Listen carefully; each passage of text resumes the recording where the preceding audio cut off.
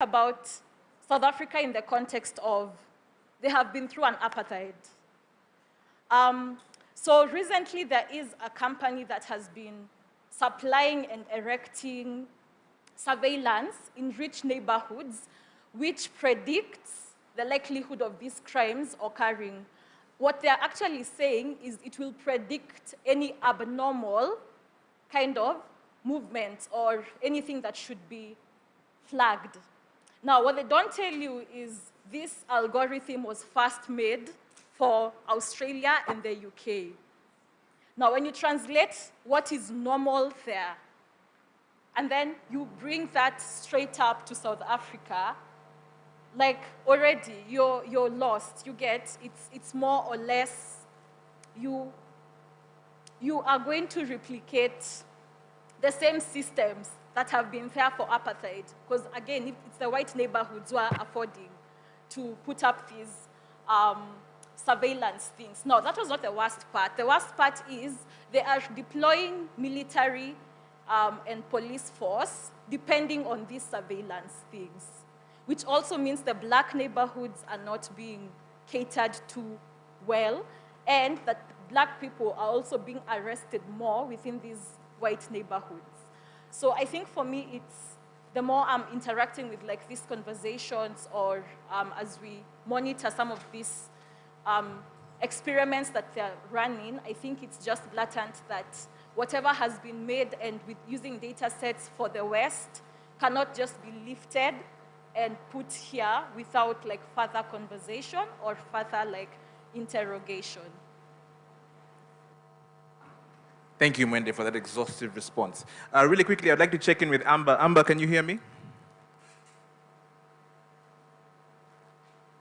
Amber, are you able to hear me?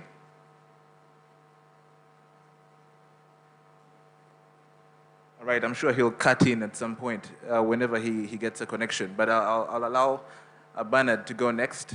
Similar thing, define these terms within your context and give us your experience. Thank you, Shem. I think she said it all, but I will just re-echo what she said. AI bias being basically when these machines learn to have human prejudices, which makes sense because the data and information that these AI tools are trained on ultimately is generated by human beings. And as we all know, of all species, human beings are the worst. So the worst impulses of humanity in the end get to be reflected and exhibited by these machine learning tools. So it's not a surprise. If you buy a sandwich and it tastes very bad, in many cases, the oven really is not the one to blame. Probably the people that determine the ingredients at the back in the kitchen are the ones that messed it up.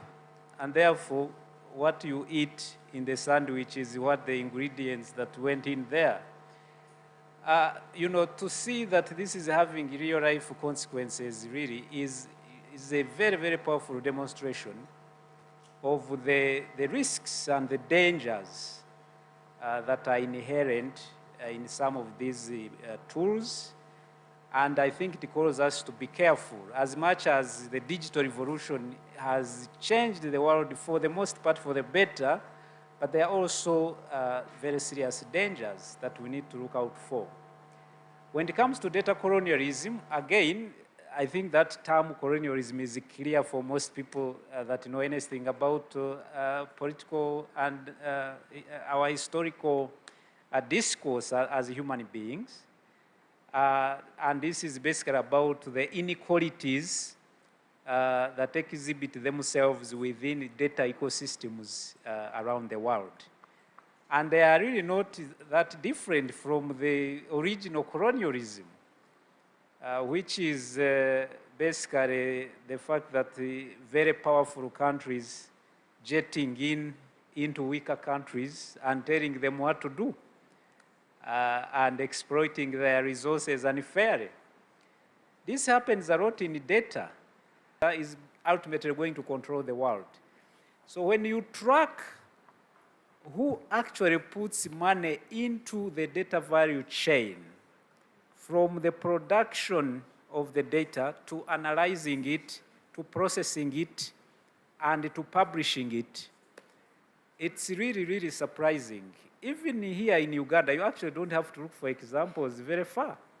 If you look at, we are going to conduct a census this year. Now, a census is one of the most expensive exercises you can ever do, because data collection is ultimately very expensive. And for all the censuses that we've done, the last, I don't know how many of them, in many cases, when you actually see where the money came from for such an exercise, you tend to find a lot of donor interest in an exercise like this, and a lot of investments. Why is that important? Because, you know, when you are paying for an exercise like that, it also means you are going to determine what data is going to be collected, the tools to collect that data, and the methodologies to use. You are going to have a say into that. And ultimately, the data sets that are going to come out of that exercise are going to reflect the tools and the methodologies that were used to collect that data. So if I paid for those, therefore, these are the data sets that influence the whole ecosystem of the information marketplace. Actually paying for data production in third world countries, it means that this data increasingly will reflect the values of the people that paid for it. It's very subtle and insidious. You may not really see it very value chain. Even how data is used, it's going to be a problem. When you look at the power that these big tech companies have over our lives, by the way, many of them are very new. We are really dealing with a very new experiment. I don't think there is any big tech company that is more than 25 years old. Probably Google, founded in 1995, maybe, 99, thereabout. But Facebook is only 20 years old. I think it's a 2004 company. Many of you were adults when these companies were formed. And now they have such enormous power over our lives, we can barely imagine even existing without them. When you wake up every morning, the first impulse on your brain is to reach for your smartphone. Many of you keep these phones on your pillows. We really don't think about what a transformation these innovations have brought. Of course, as I said, it has transformed our lives, it has made life easier, but I think we also have to think about the drawbacks. We are seeing basically, because of disinformation, these companies leading to democratic outcomes in certain countries, election outcomes. Nobody would have thought about this just 20 years ago. It's very, very scary. So we need to be, very interested in this topic. Thank you, Bernard. Amber, are you online? Yes, hi, I'm here. Hi, I'm glad to have you back. All right, so I don't know if you've been following closely, but two of the described AI bias and data colonialism from their perspectives. And I would just like you to do the same, but focus more on your particular experience at Policy. Thank you. So I think if we think of historical colonialism, we usually think of 4 different factors. The first factor is that of appropriation of resources. The second factor is that through colonialism, you see a very unequal kind of social and economic relationship established. And the third thing that you see is the resources that were appropriated. There is a very unequal global distribution of the benefits of those resources. And finally, you see the spreading of an ideology to justify all of this.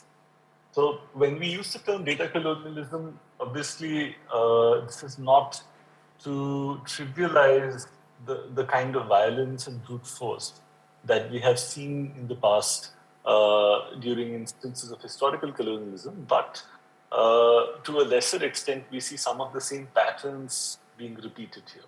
So, when we speak about resource appropriation, there is the data of indigenous people, there is the data of people who live in a particular country, the data of one's own community. And that data is largely being leveraged by big tech companies who are not based there and who do not necessarily work for the benefits of those communities. We see in the past, the kind of unequal social and economic relationship we've seen. We've seen that manifest in the form of slavery. We've seen that manifest in the form of forced labor. And now I think we see it manifesting in the form of unequal trading relationships. Then the benefits of the resources are largely accrued by the companies who have a first mover competition from local players. So that leads to the benefits of that data. Few small hands. And then the final thing about the ideologies which are used to explain some of this is, so in the past, we had, during the era of colonialism, we had discourse around how the colonialism was a mode to civilize the South. And I think now more and more what we see is discourse about formalization of particular forms of our day-to-day life. So formalization in the form of identification projects, formalization in the form of everybody having a digital identity and then using that digital profile to interact with the state, to interact with private bodies. And this is a very, very narrow vendor-driven vision of what formalization should look like.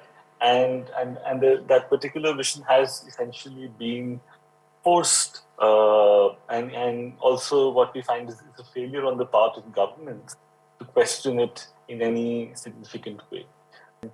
These are not being used loosely because there are aspects of colonialism and most importantly, the form in which a lot of these technologies are very, very extractive in their nature. Those are patterns that we see very clearly being repeated now. The second thing, since we are talking about AI bias here, and I think some of the panelists before me spoke about the fact that some of these systems are being built in context which is extremely different from the ones in which they're being deployed in the South, right? So a lot of these algorithms, these systems are being designed, let's say in California, they're being designed by a demographic of people who may not have a very clear understanding of the context in which they will be deployed in. And what that leads to is that it leads to problems at multiple levels. At the first level, obviously, if there are other people who do not understand you, who are going to look to solve your problems, that will inevitably have disastrous outcomes and consequences. The second thing is that because of the nature of the form of artificial intelligence that we have today, which is machine learning based. So the way machine learning works is that unlike previous forms of algorithms where you fed a rule to a computer and it would work according to those rules, here the algorithms are designed to essentially make up their own rules based on the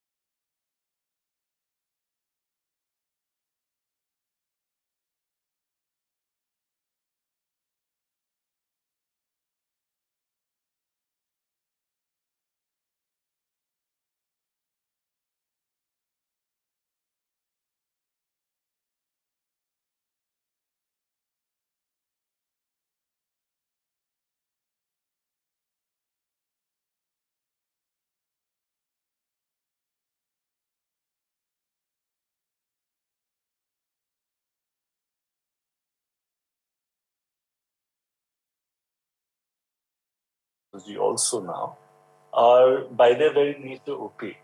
And hence it becomes that much harder for us to question them, that much harder for us to comprehend why a particular decision is being taken. That lack of comprehension leaves us in a position where we don't know how to hold the system accountable in any way. I think that there was a suggestion in the session brief for this session which talked about the need for transparency and transparency in terms of opening up the code, giving people more access to that.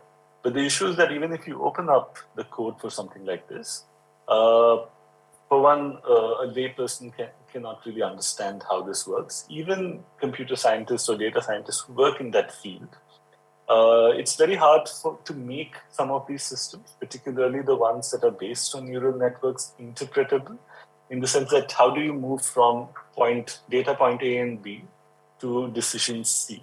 It's very hard to draw a straight line and have a clear understanding that this is how the system came to a decision.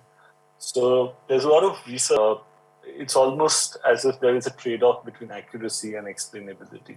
So systems which are considered more accurate are actually of the technology that is being used. And this technology is not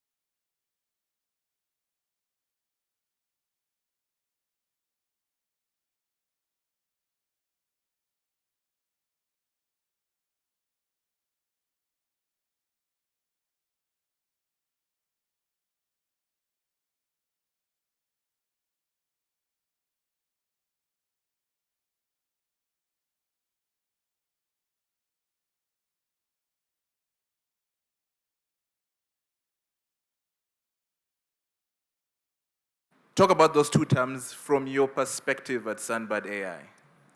What that looks like for you, what the data looks like, where these aspects get teased out from. Great, thanks. So at Sunbird AI, we are Manchester United fans. I'm going to stop you right there. Without bias, I can say Man U is the best Premier League team. And this without bias, any bias at all. So I would talk about 7 points why some other teams are not good, but I won't go there. Okay, 8.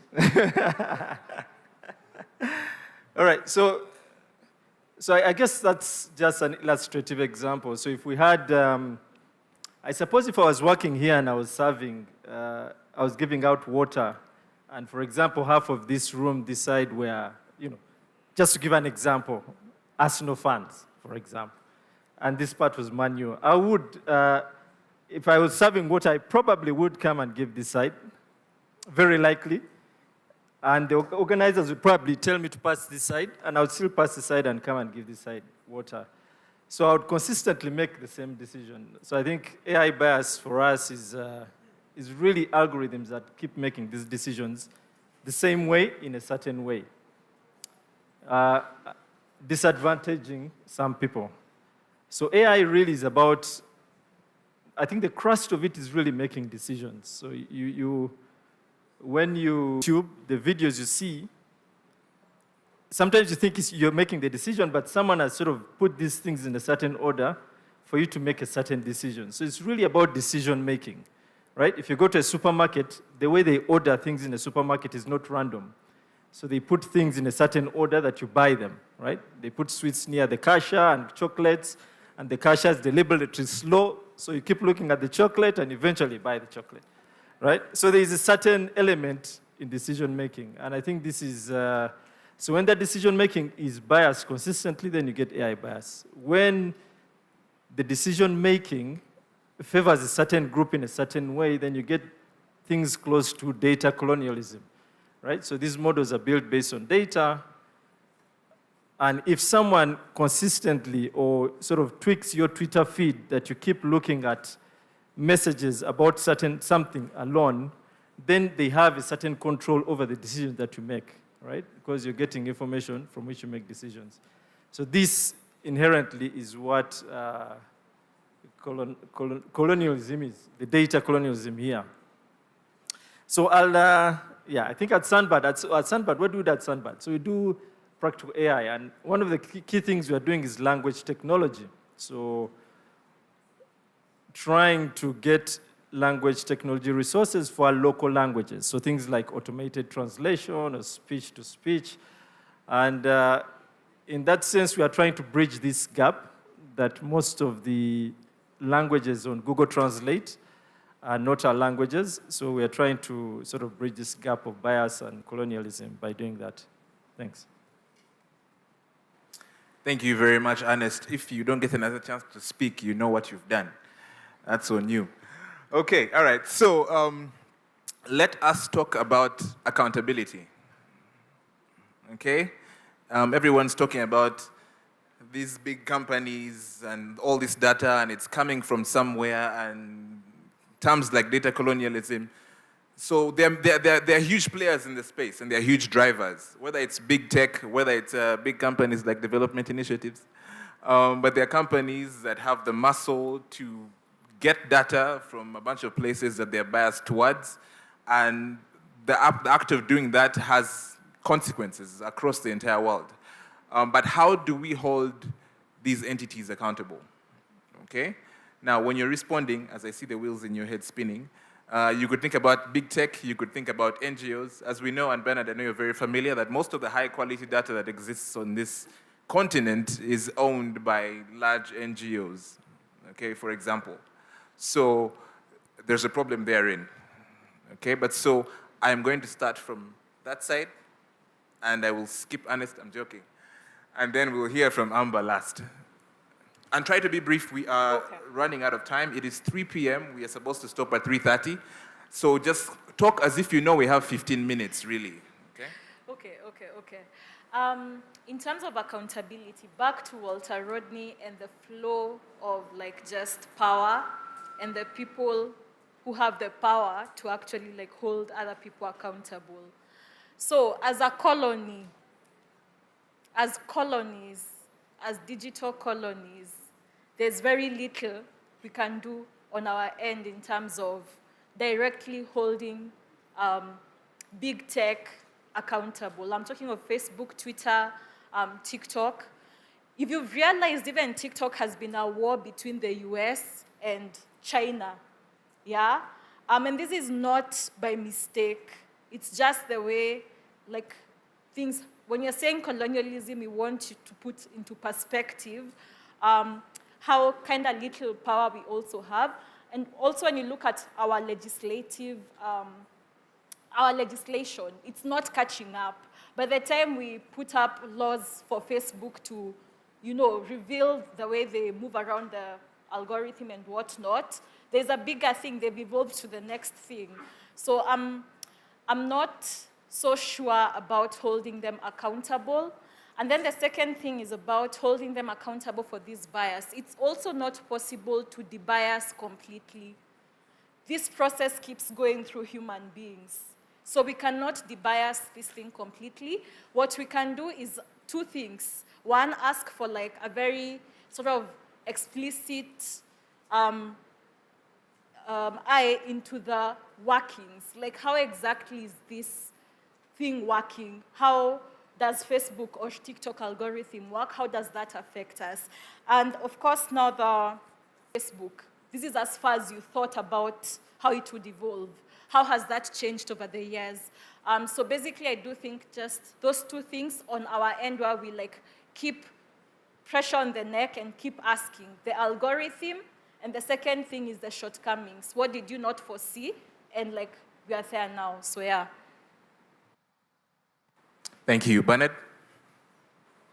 Thank you. I think if I could start from the data colonialism bit, in my view, I think the first,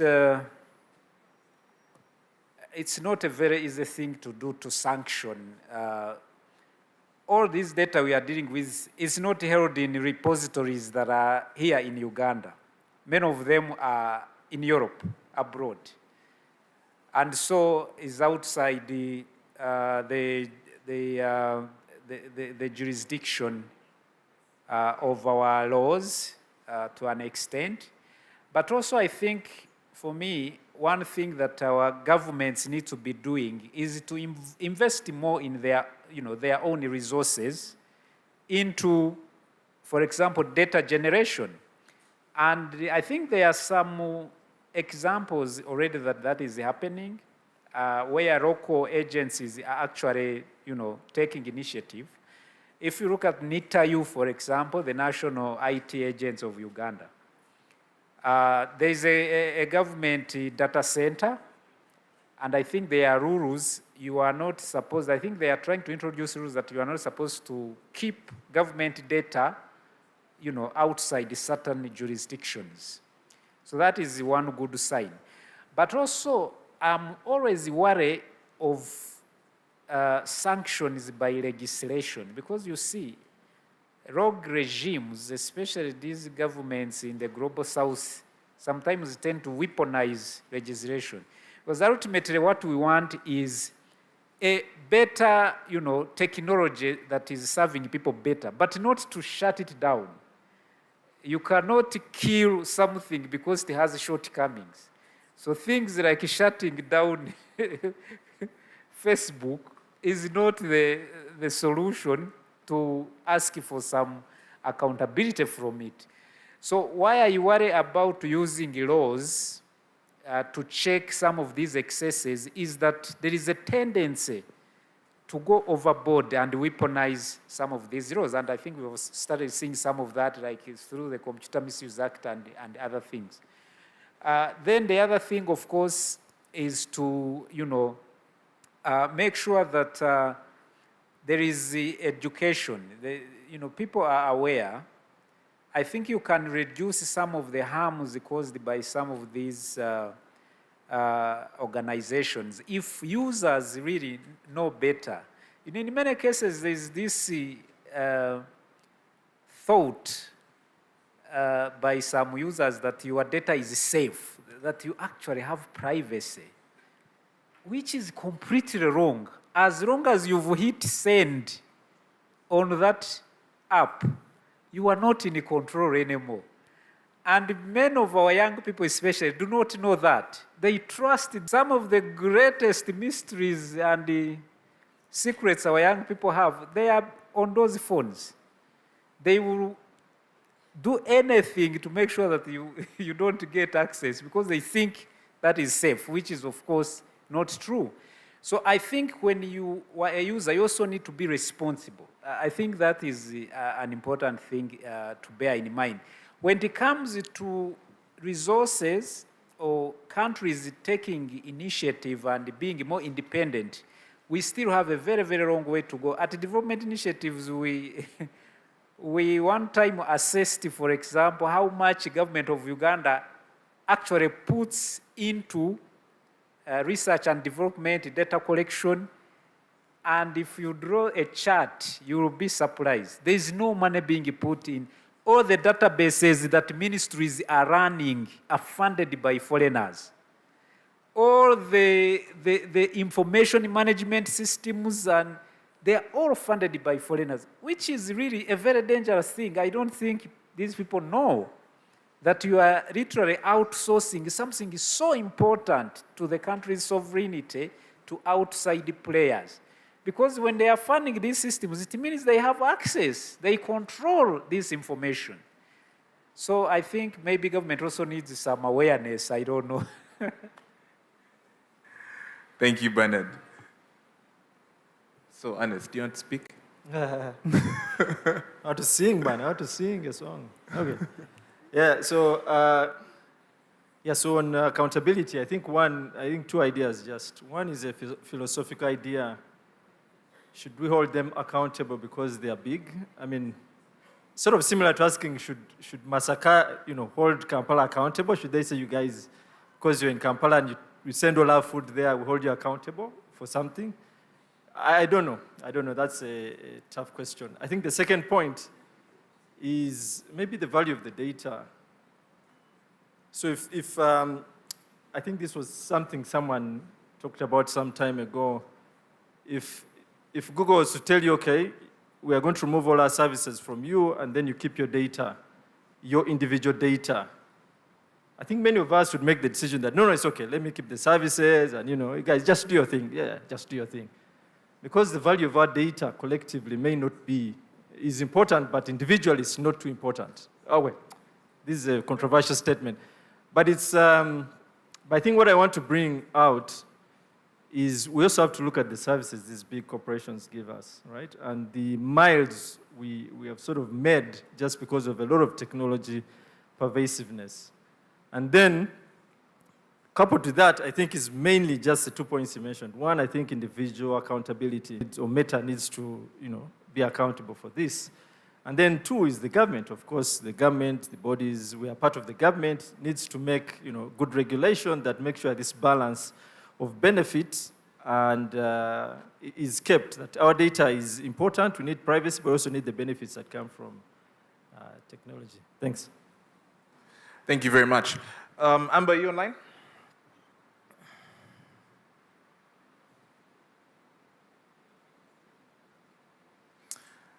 All right, again, I'm sure he'll cut in at some point. Okay, so thank you guys for your submission on that. I really like what you had to say.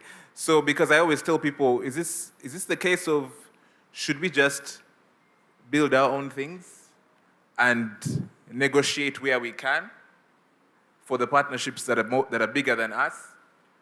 It's a bit of a closed-ended question, but I'm thinking, when Facebook was started, for example, Facebook was started at Harvard with an intention of just getting a bunch of Harvard students to communicate, and now Facebook is shut down in Uganda, sort of, and businesses struggled for a long time, right? And no one really saw that kind of impact.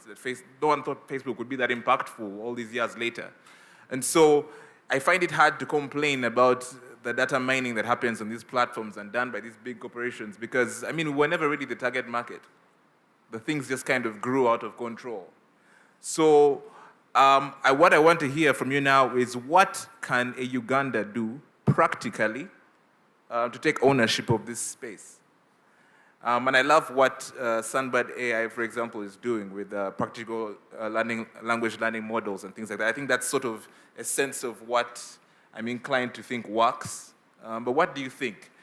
Because we're coming around the end. So I want you to tell me practically, from your perspective, with your industry behind you, what do you think Uganda can do to take ownership of this space? Whether it's the technology in AI, whether it's taking ownership of the data collection process, the analysis process, taking ownership or taking a stronger stance in negotiating partnerships as far as our data, because we may not have the capacity to collect, to harness the power of big data, maybe not yet, right? But we can negotiate partnerships that leave us in a strong point, okay? Practical and prescriptive, what do you think? So first, I don't have good, extremely good context for Uganda, but I'll give just a collective thought of practical things I think we could do. So one is to say that this technology is not an enemy. That's not what we are saying. We're not saying that Facebook should die or that we need to create our own Facebook. That's going to take years and too much resources to build. Now, what we are saying is we need to, one, the data sets. We need to start having conversations around the data sets feeding the algorithms within this big tech, Like we need, when we say the algorithm and data sets, so, or even here, but like in a very biased kind of system. So we need to have like more conversation on the transparent and better sourcing of data. So for me, one, the data sourcing is a very key thing. Number two, diversifying the teams which are working on algorithms and everything. Case in point, if today we were to build an Manchester United. So you see, like just from this panel, you can already see that if you were to build something, it's very possible that also it will be an elitist because you're not going to be seeing just based on people's like lived experiences and things like that. So I do think having a team that's more diversified and also multidisciplinary. I was so sad to hear that the students outside sciences are not getting help.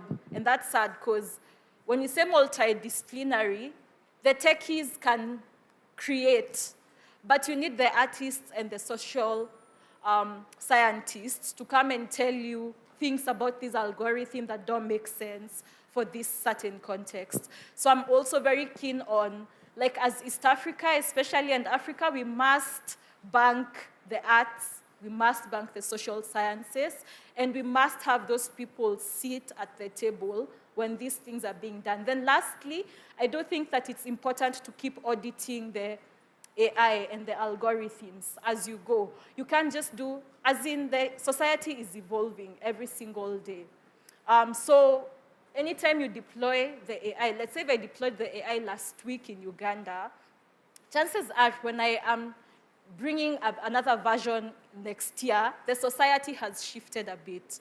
So I can't just come in and relaunch and just keep going. I do think it's important for us to keep having audits. For this is what is happening. This is the shortcomings of our technology so far, and this is how we can beef this thing better or not. So those are some of the prescriptive things I could do. Thank you. Bernard.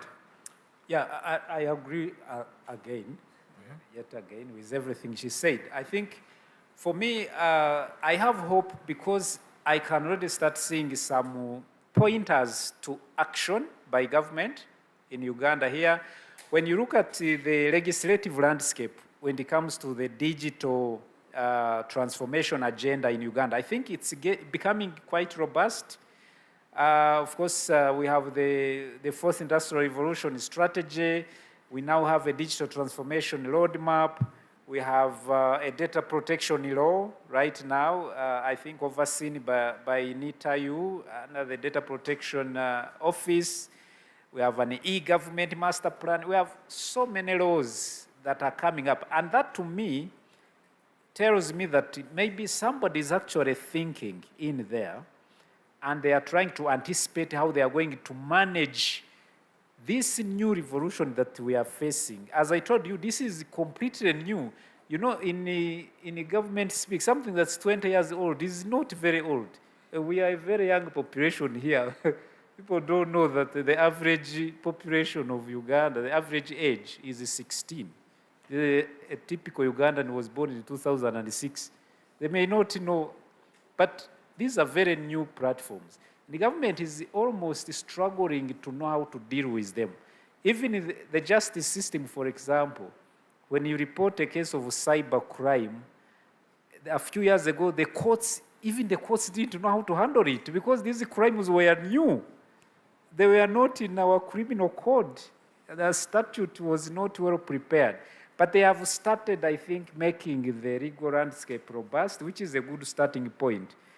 And again, be supporting, for example, our local startup ecosystems. These people that are tinkering with innovative ideas on how to safeguard data, on how to provide, to protect. How does the saying goes? I think you know. So thank you. Yeah. Thank you, Ernest. Go ahead. Yeah, so, so how do you know the panel is getting to a close? The moderator always asks, so tell us in the last few minutes, what are the practical things we should do about X, Y, Z? Listen, that's Ernest. how you know. Yeah, anyway, so I have a philosophical idea about this question. If someone always stopped you there right where you are and say, you want to be successful in life, tell me, what are the practical things you should do now? I mean, it would be quite hard to sort of enumerate them. So I won't even go there. But I think maybe the question, one way of looking at the question, what should Uganda do? I think even the idea of collecting data sets and making sure, like what we're doing, trying to collect local data sets in language, I think the key thing is why should Uganda do that? I think the why is more important. And I think what he said, I think this idea of context is extremely important. What is our context? What are the problems in our context that we need to solve? I think this should be the first starting point. And then all these technologies and things can come on board. But it always seems to me that we always get the problem wrong. Now we are trying to move people from a peasant society to, I don't know, middle income or something. Yeah, we're never going to catch up. But anyway, this is, I think, defining the problem really well and then strategizing, solve it is the key thing. Thanks. Thank you. Amber, are you online? Am I audible? Ah, fantastic. All right, yeah. So I don't know how much you heard, but we were giving sort of practical and prescriptive solutions to the challenge of AI bias and data colonialism. Yes, so, I think the first thing I would say is that we need to always remember is that these problems are not a zero-sum game. It's not a question of either or. Right? So earlier you were talking and you were saying that if you're faced with two extreme options, whether to for most of us would be to say to let them continue. So if you think of regulation as a spectrum, right? So on one end of the spectrum you have complete forbearance. You're allowing everybody to, so it's a wild west. Anybody can do whatever they feel like. And at the other end of the spectrum is complete ban, where nobody can do anything. Now, the best solutions are somewhere in the middle. We have to only the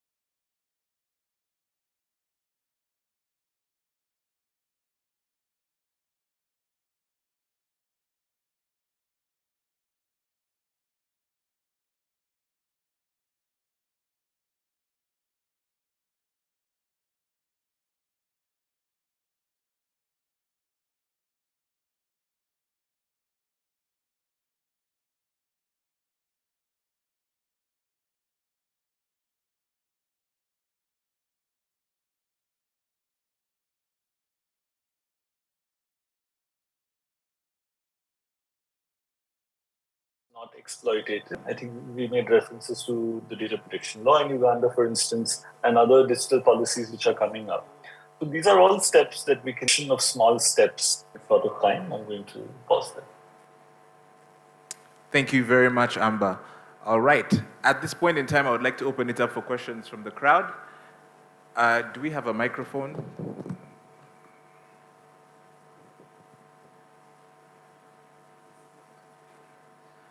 All right, so... Okay, go ahead and start. Thank you very much. I don't think I really have a lot of questions, but I think I've picked up something that I want to re-echo here. This is more so... Let me stand up because I like it when I'm up. This is more so on the issue of data colonialism. The same way colonialism happened a long time ago is the same way it's happening now because we have said data is the new oil. The ones that cannot go for the underground resources now have to come for the digital ones.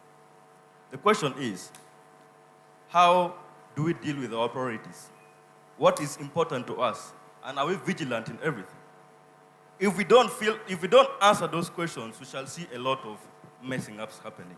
I was very sad to see an investor coming to Uganda, all in the name of having an idea similar to mine oil. I don't know the name, but it's this gentleman who acted this movie, Empire. He came here and he was talking a lot of scientific is. What is it coming to do with the ideas he's bringing? Is it our priority? what is it going to do with our data? What are our priorities before we call them investors to come and take up from us? Because I know every morning, this is not for a bad cause, we were coming for this, our emails were taken, but it's for a good cause, I understand. But the issue is they want to know this one came, so and so came. So the vigilance was seen by Elon Musk. That's why the Twitter deal did not work for a long time. It was like, I need to know who are real users of the Twitter, of the platform. So that's how we exercise vigilance on the data that we have to avoid data mining that happen. We have a lot of ads. As we stated, the AIs can actually, the AIs can sometimes be what? They can be biased. If you really want to go for masters and you're over-researching about masters and masters, the ads you'll get is on master opportunities only. That's what we'll be seeing. This came an embarrassment for a colleague of mine in a very high-profile meeting. We were talking about porn here. But I believe this person's search engine is always porn. And he was supposed to make a presentation, and was supposed to share the screen, and he was using an online presenter where he designed his PowerPoint, but he has on his search engine a porn thing. We've got entertained for some few moments, but it was an embarrassment for him. So the question that goes to us is, how careful are we with what we do? So I think I can recommend that working with an incognito is the best, so that at least you be discreet. Thank you so much. Thank you very much. Another question?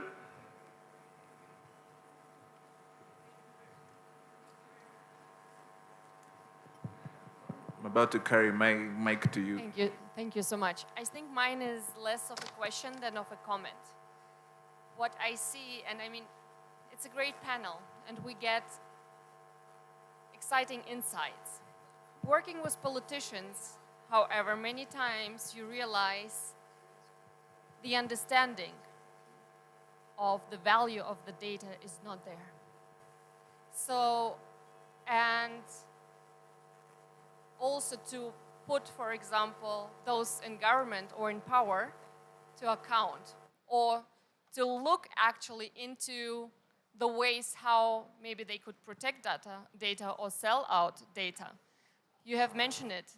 Not a lot is being done in terms of investment into collecting your own data. But I would go even beyond it, not only collection, there are negotiations and there are contracts that are signed with foreign companies where Uganda is giving out data deliberately, data of all of Ugandans to a country that we, for example, know for being in very authoritarian regime and whose companies, are really dependent on actors out there. And to be honest, I have not heard any outcry on the side of the civil society or on the side of the political opposition that, for example, number plates of Ugandans now should be produced by a Russian company and have a tracker in it so that every single moment somebody knows where you are moving. Where is the outcry that it's not about the sovereignty of our country, it's about our data? Because just think about it, which data are you giving out to get a number plate for your vehicle? You become completely transparent. So it's not even about those steps that might take a few levels of understanding how to protect the data, how to be able to invest into the data, but not just to give it out. The importance and the value of the data are those persons in the government. And I believe that there is a big, big lack on the side of those, basically all of us, right, in our countries, in our respective countries, who we need to really hold our governments to account, to look into it and to understand it so that we are able to do it. Without this knowledge, without these skills, we will just let the people in power rule over our data. Thank you very much. Thank you very much. Another question? If you're not paying for the product, you are the product. Yes, please, go ahead. Okay, thank you so much. Question? Yes, a question. Once again, my name is Ahura Ivan from the Alliance for National Transformation. My question to the panelists, we have been discussing data colonialism, mainly that comes from the external sources. And to me, yes, country. I have, of recent, I was following a site and I was told that in China, you receive, and there are those that you can't receive, yet a person outside China on TikTok can receive this. Prepare ourselves as we are growing in this technological space, that if we have at one point an authoritarian regime, a dictatorial regime, I have deliberately used that one time. If it is not this, then they cannot receive it at all. So how can we be prepared as a citizenry to overcome that kind of AI bias and data colonialism that originates from the people that lead us instead? Thank you. Thank you very much. We'll just note that down. We'll take more questions, unless there aren't any more. Yes. Yes, over please. here. Yes. Once again, it's Mark Ngozi. Where is he? Over here. Okay, thanks. Yes, sir. Bigger than even states. They are more powerful, have more money, have more data, and are even providing services that even the state itself needs. Yeah? In addition to that, we are willingly and freely giving away our information without even a second thought. You need an email, you just fill in whatever they ask you. They put an offer to win an iPhone, you just put whatever information that you want to put in. And in addition to that, as my brother here had said, to expand a bit on his comment, these tech companies have figured out even how to get our information without us necessarily knowing through our devices, our smartphones and our computers. That means your camera can be on without you knowing. Your microphone can be on and send data without you being aware. And you can see that without too much actually. You don't need to do too much to see it. Yeah, that's about it. So what do we do? Yes, it's a question. Yeah. Thank you. Any other questions? / comments? Yes. Yes, please. So, We have time for about 2 more. So maybe the gentleman back there, and then is there anyone else? So just you and then that gentleman, and then we'll be done. Thank you. okay, thank you. My name is Immaculate, and you were talking about data collection, and I'm sure most of us, we are familiar with Google. It does not favor most of us. You will agree with me on that. So my question is, when you notice that the law without an alternative, right? So what alternatives are actually available, if any?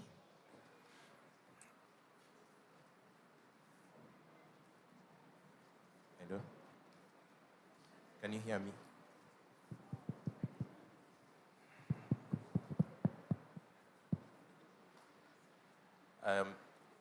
I'd like to, in a way, respond to the colleague seated on the other side. I hope his name is Derek. When he asserts that colonialism is happening as bad as it was happening back then. I think what we are faced with is data capitalism and not data colonialism. Colonialism was forceful, extractionary, and we give it out willfully.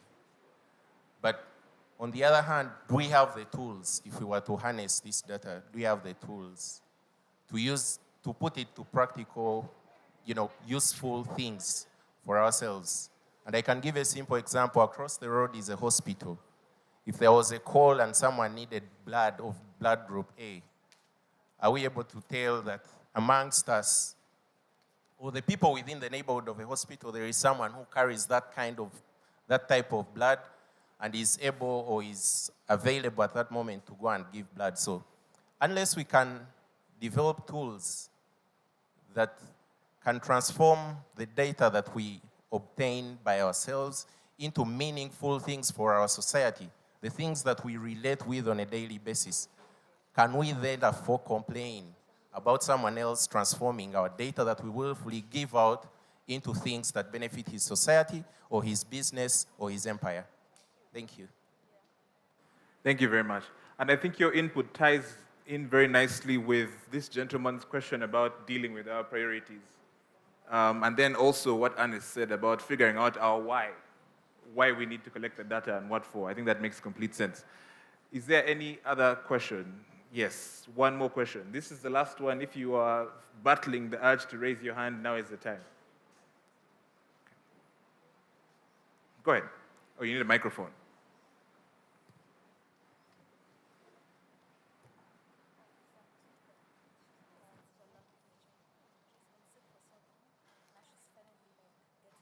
Thank you so much. My name is Agaba Nelson. Threat is a global threat. And the only way I think we can tackle it, the way I mentioned, there is one session I mentioned, there are issues that now are global, that even interventions to hold accountable those multinationals, because somebody mentioned, like Google, like Facebook, and other companies are too big, even than states. Even you find that losing a multinational like Google, Africa at large itself is losing. So we need to have a global front to G20. You find that your voice is not heard. So what do we do as a correct, because of people's data? That's something that we need to think about. Thank you very much. And I think there's a lot of, you can hand the microphone. I think there's a lot of what can we do, which always harkens to a sense of helplessness. And I think, is this telling me to, yep, 5 minutes. Okay, so before I let each of the panelists give final words, I do want to say that I think to address what you said, do we have any representatives from government directly answers your question, which is, and it also speaks to what Bernard said about, besides the need for our government to invest, our government also needs education. Because we have stakeholders in government that do not necessarily understand the breadth or the scope of this challenge and this problem. And with a limited understanding of that issue, it's hard for you to see that he's presenting in public. So I think there's a need for some sort of either education and government, and I think organizations like Policies sort of have initiatives to that regard as they interact with government. But even better, it's just voting people into government that have that knowledge. But that's maybe not now. But yeah, so what I'm going to do at this point is we have 5 minutes. I'll start with Amber if he's online. Amber, are you online? Yes, I'm here. I don't know if you've been able to follow the conversation, but I would just like you to give some closing remarks based on the sense you get of where the conversation has gone. But closing remarks around the entire topic. You have 30 seconds. No pressure. Okay. One of the comments which spoke about the threat of data colonialism from within a nation state, I think, is also a real one. We do see examples like that from my own context, which is coming from India, for instance. So I think when we do recognize these, we have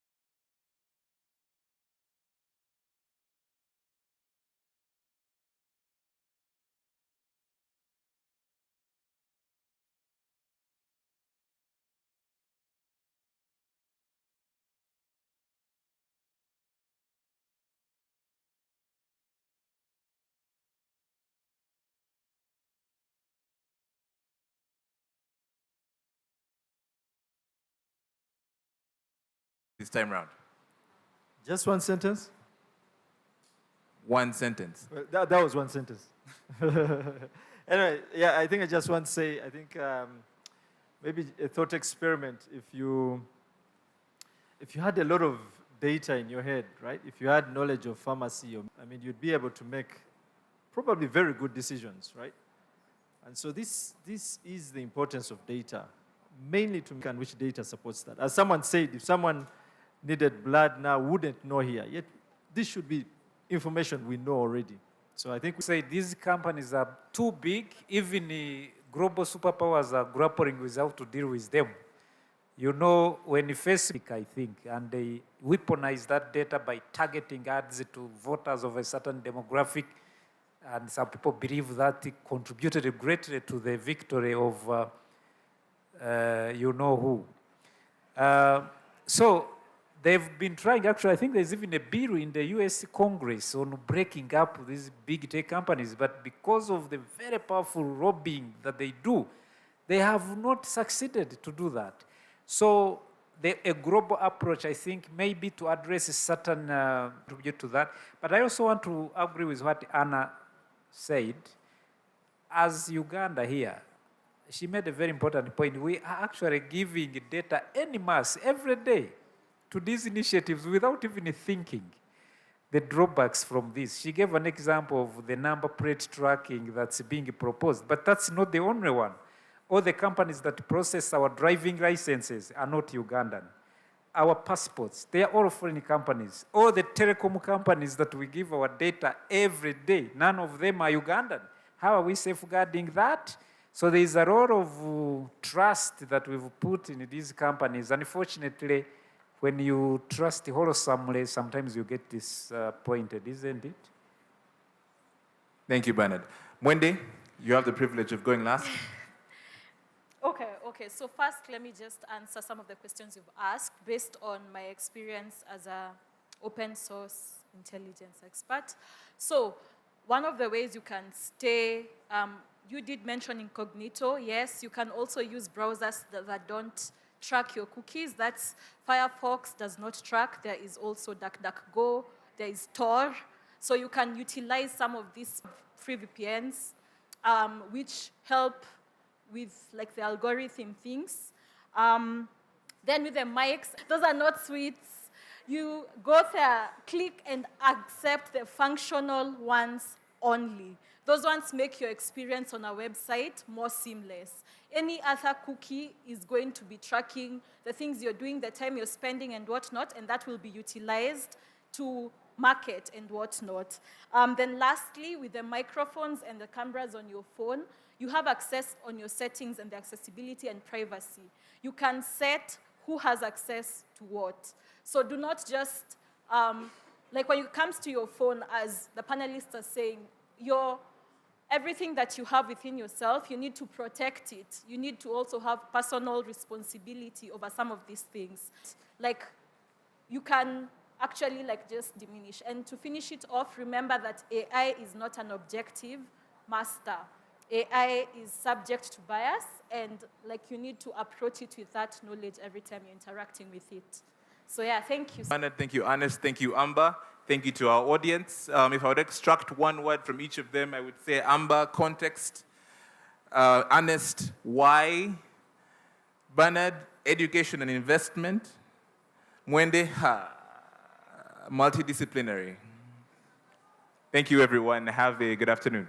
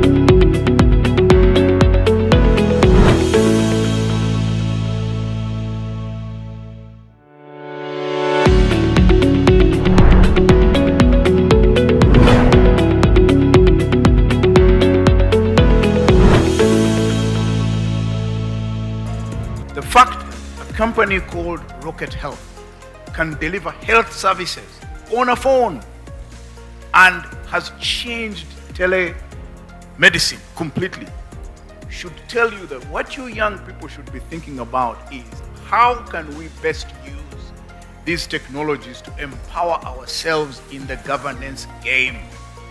Don't what technology best serves your interests and for which audience, and then figure out how to leverage it. What I'm challenging Josephine here is for people to deconstruct their thinking and their stereotypes about technology.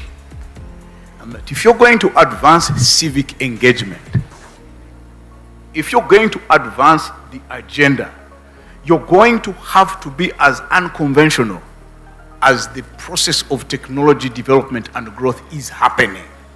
We may be obsessed with these technologies. It's good to know them and how they work. But the most important thing for you guys is work out how does it serve the cause that you are advancing.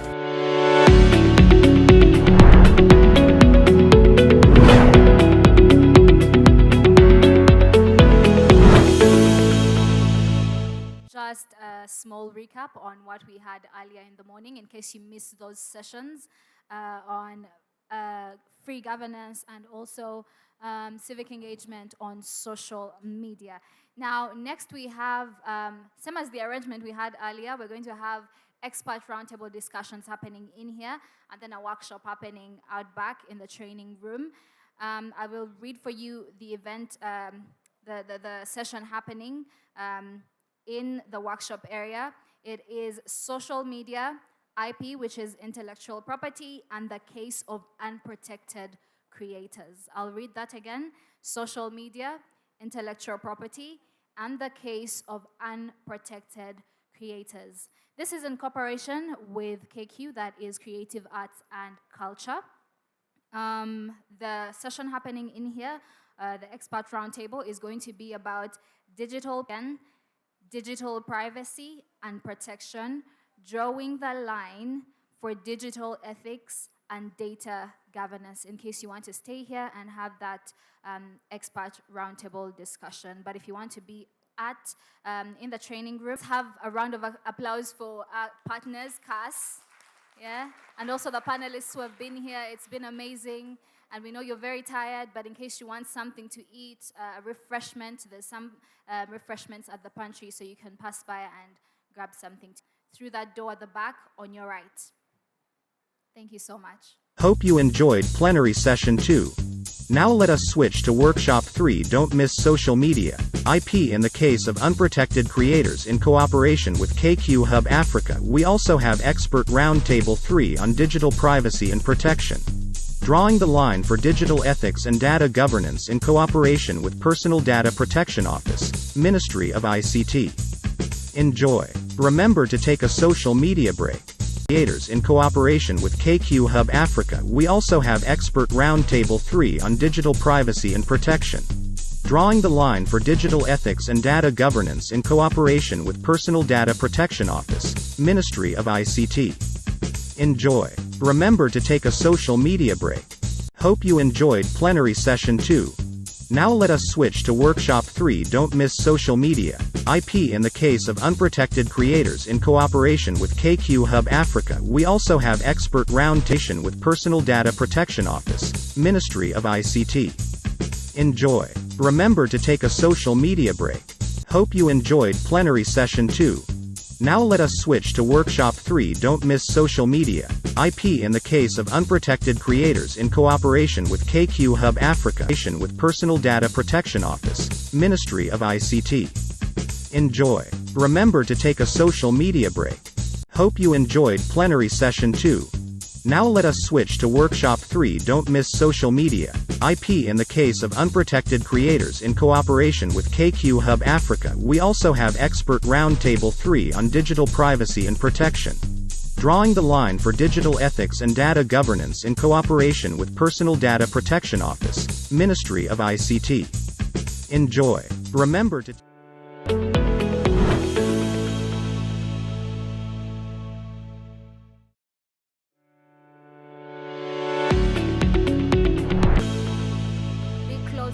each other.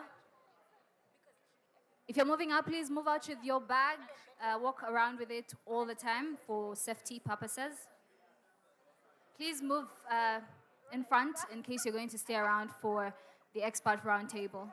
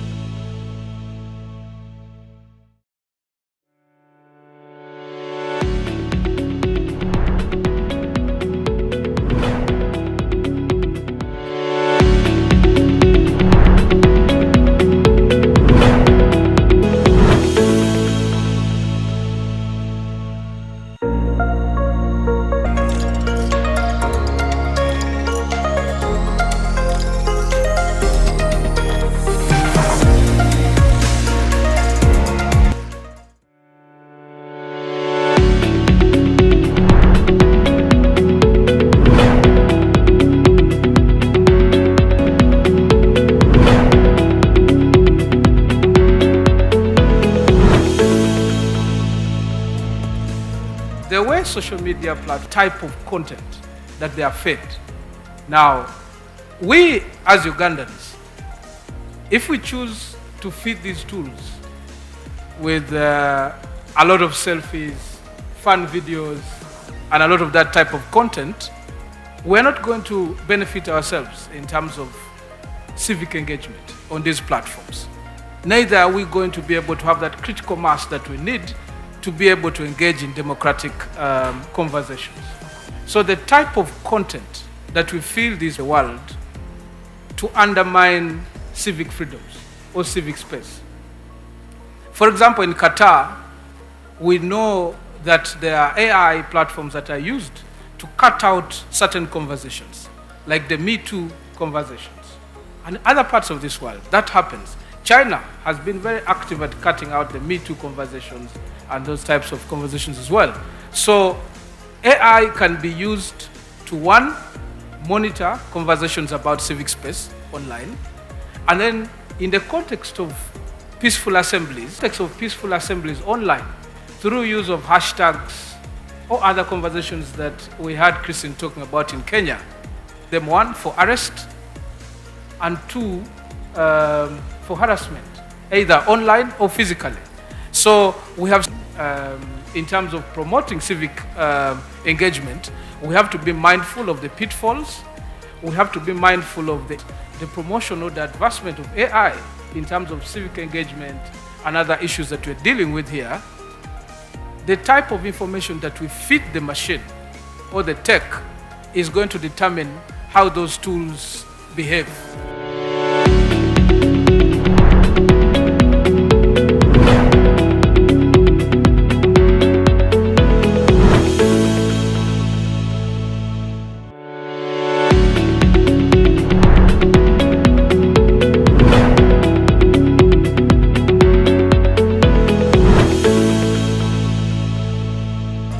The fact a company called Rocket Health can deliver health services on a phone and has changed telemedicine completely should tell you that what you young people should be thinking about is how can we best use these technologies to empower ourselves in the governance game. Don't spend too much time worrying how the technology works. To introduce herself.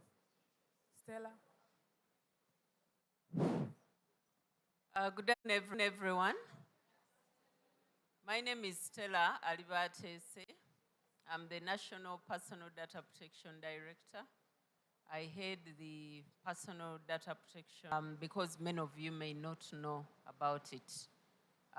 It's less than 2 years old, and it's the office that is mandated to regulate the collection and processing of personal data in Uganda. Thank you.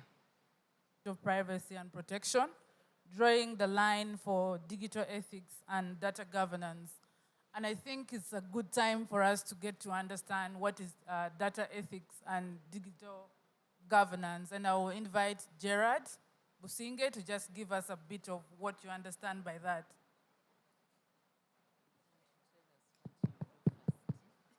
Okay. Good evening. Gerard Businge Atenyi. I'm a digital media trainer. Been teaching digital media for the last more than 10 years at Makerere, and we support so many other universities. This evening we are talking about digital privacy and protection.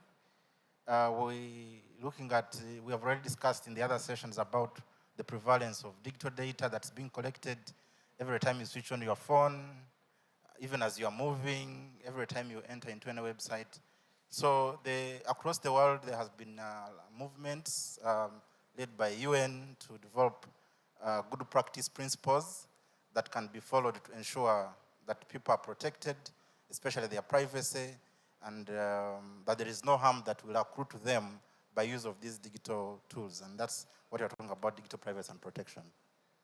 Thank you so much, Gerard. I think now at this point, as we get into the discussion, I just want when you post on social media, do you wonder who would then access the content you post on social media?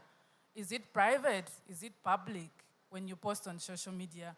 And at this point, I will invite Stella to just give us a comment on the topic. Thank you very much, Sandra. The topic that we have today, which is digital privacy and protection, is very important, especially in relation to data ethics and TAIET. You know, all Makerere dons are doctors. So I'm willing it to you. So as Gerard indicated, these digital ethics are those data practices. I came in a little bit late from the previous session, and I picked some of the issues that were being discussed in the question and answer session. And many of them were about questions like, how do they use my data? Where is this data stored? Who do they share this data with for us to discuss? When I look around the room, many of you are very young. I may be the oldest in this room right now. But many of you are already on social media. You post on a daily basis. Some of you are addicted to posting. One of the things that I normally tell people who use social media, it's very addictive. First of all, we are never forced to go on social media. So when you're on social media, think about it. All of us here are over 18. Why do you join social media? You want to connect. How will you connect? By seeing other people on these platforms. When you're on social media, you want to share your life story, maybe. Or you want to share what's happening with you. So even without being forced, you start posting. How many of us know people who post like at 6 a.m. when they've just woken up? They enter their car at 7:30 and they post. They reach the office at 8:30 and they post. Their boss annoys them and they post. This is not Google telling you to post. It is something that you're doing. I know that there's a lot of work for me to do, for government to do, for civil society to do, for all of us here to do. Because most of this information, we provide this information willingly. And we post it in a public forum. We know that when you post on Facebook and you've not used those privacy settings the lady here was talking about, it will be public. Sometimes I can even just put privacy settings so I can see everything that is going on around me, but they are not very rare to see me post pictures of my children? Why are we posting? You know, be a private space, but these days we post. So I thought it was very important for me to talk about these things, because as we talk about the misuse, the biggest work is also within us.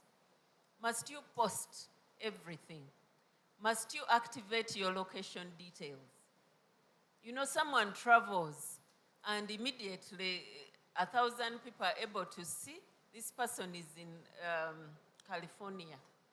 What happens if someone has been targeting your house and they want to steal your things? That is the best time, because they can track exactly where you are. Now, despite our behavior, the issue of digital ethics and data governance comes up because these organizations that collect this information have a responsibility to protect us. They have a responsibility to tell us, to inform us. You can easily see that are easy for you to understand, so that you're able to make an informed decision. That when I post on Facebook, this is how my data will be utilized. This is the person actually behind Facebook who is collecting this data. So within Google itself, or within ABC Company Limited, data governance requires that internally they have processes, they have procedures, they have methods of ensuring that when they collect this data, when they utilize this data, when they share this data, they have you in mind. It doesn't matter that you're in Uganda and they are in the US. They owe that ethical duty to you. Because yes, you've shared your entire life, but as a human being, there are certain expectations that are expected from. But with this audience, I thought it was important for me to communicate these issues and give us a good foundation for our next discussion. Thank you. Thank you so much, Stella. I think Stella really gives a very contextual overview of data ethics and governance. And I think at this point now we'll open it for the audience. Based on what, if you post on social media, that comes with some impact. And at this point, I would like to hear from the audience, what are some of the threats that we face when we use social media?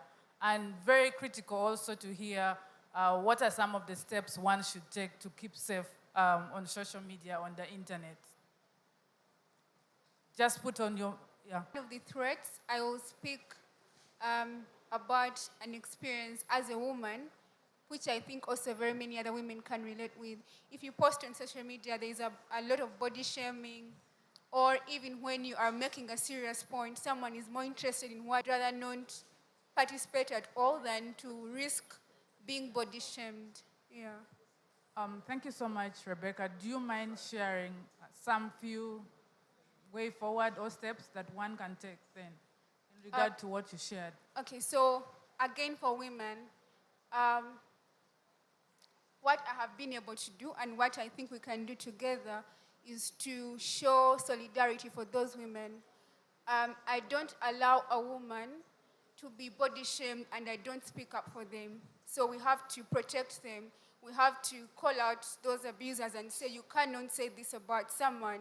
And we have to do that, organizing the sisterhood online, yeah, to prevent that.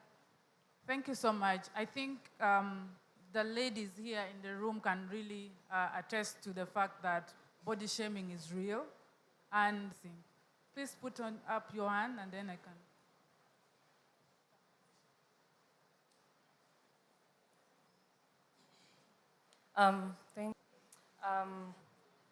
We talk about mental health and depression and all that.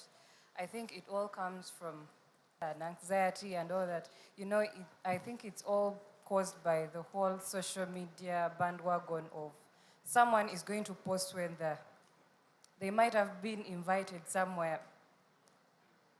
They were not even intended to go, but they are way worse than you are. So I think it puts that's how people get depressed, and then you're like, oh, my classmates are successful and I'm not. So I think depression has all come from this social media.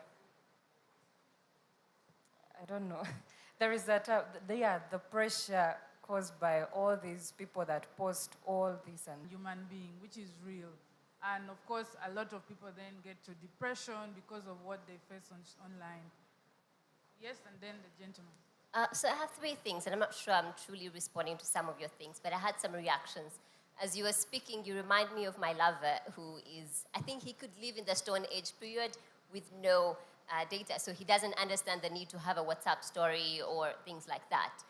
Just yesterday, I tweeted, and I'm really horrible at social media, and I was so